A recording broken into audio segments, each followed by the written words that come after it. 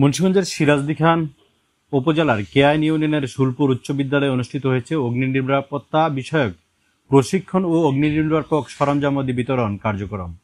গত রবিবার ২৭শে জুলাই সকালে বিদ্যালয়ের বার্ষিক ক্রীড়া প্রতিযোগিতার পুরস্কার বিতরণ ও কৃতি শিক্ষার্থীদের সংবর্ধনা অনুষ্ঠান শেষে এ আয়োজন করা হয়।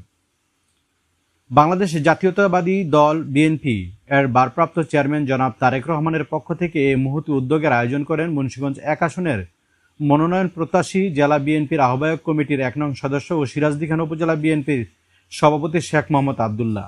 অনুষ্ঠানে অগ্নি নিরাপত্তা সচেতনতা বৃদ্ধির লক্ষ্যে শতাধিক শিক্ষার্থী, শিক্ষক ও অভিভাবকদের অংশগ্রহণের হাতে কলমে প্রশিক্ষণ দেওয়া হয়। এতে অংশগ্রহণকারীরা অগ্নিকাণ্ড প্রতিরোধের কৌশল, অগ্নি নির্বাপক যন্ত্রের সঠিক ব্যবহার এবং জরুরি উদ্ধার কার্যক্রম সম্পর্কে বাস্তব অভিজ্ঞতা অর্জন করেন।